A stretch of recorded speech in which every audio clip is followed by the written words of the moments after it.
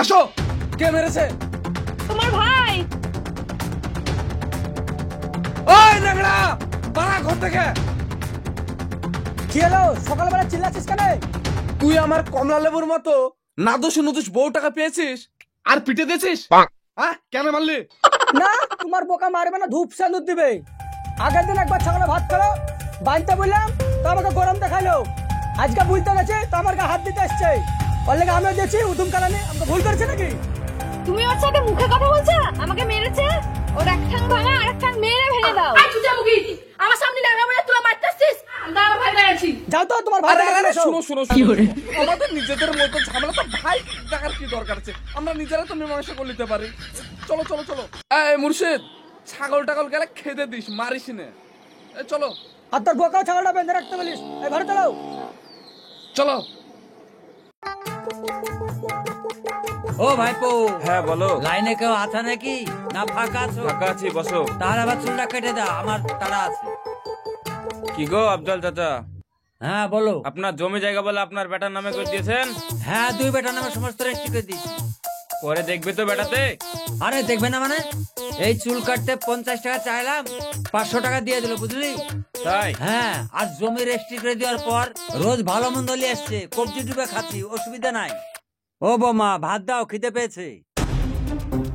এনেন ভাত। এখানে বসতে হবে না, উঠোনে গিয়ে খান।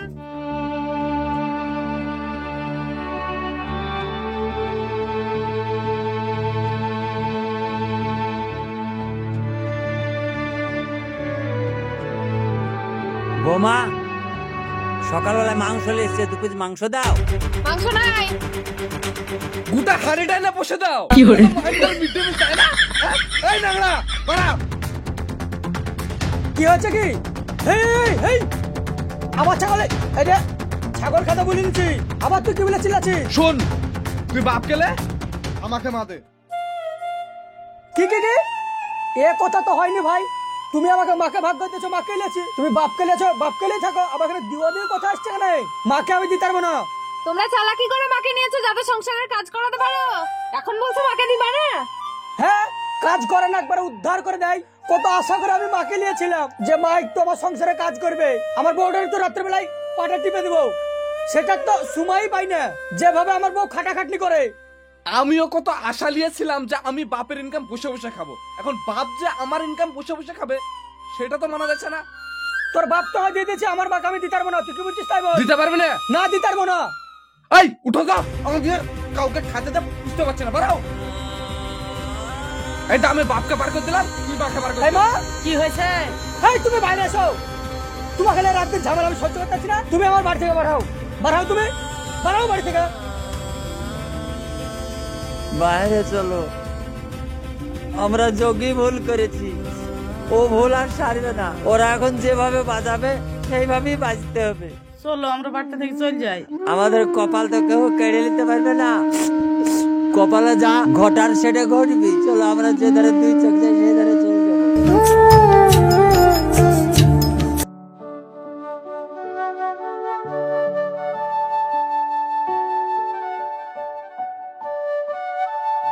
কি আফজাল ভাই, কোথায় যাচ্ছ? কি বলবো ভাই, ছেলে পিলে আমাদেরকে বাড়ি থেকে বের করে দিল। আরে সর্বনাশ, তোমারই জমি জায়গা বাড়ি ঘর তোমাকে তোমার ছেলেরা বার করে দিল? হ্যাঁ গো ভাই, এখন যে কোথায় যাবো তাই ভাবছি। তুমি এক কাজ করো, সোজা উকিলের কাছে যাও, গিয়ে তুমি কেস করে দাও। 2 ছেলে আপনি সাইজ হয়ে যাবে। কি করবা বলছো? চলো তাই করে গি। তাহলে চলো। চলো।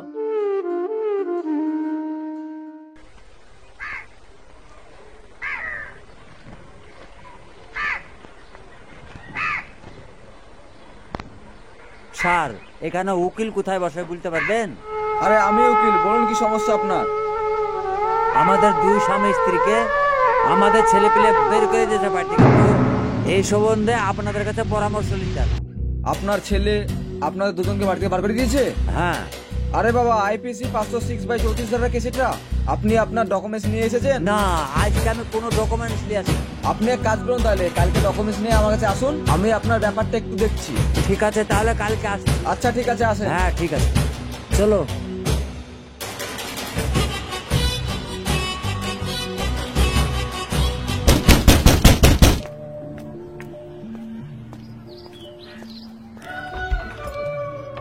কি ব্যাপার? বাড়ির লোক কে আছে?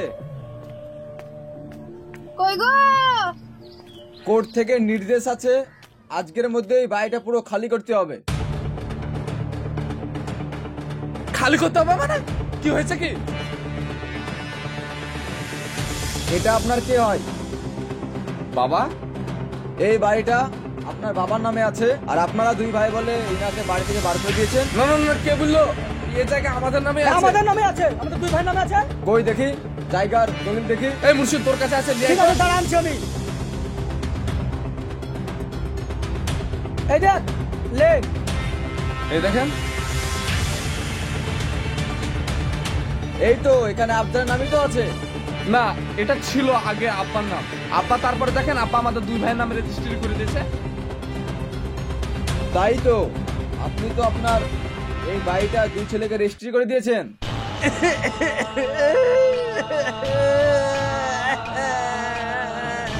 দেখুন, কান্নাকাটি করে কোনো লাভ নেই। যেহেতু আপনি আপনার বাড়িটা দুই ছেলেকে পুরোটা লিখে দিয়েছেন, এখন আপনার দুই ছেলে যেটা বলবে সেটা মেনে চলতে হবে। কারণ কাগজ যে কথাটা বলবে সেটাকেই মানতে হবে। আপনার কথাতে কোনো কিছু হবে না।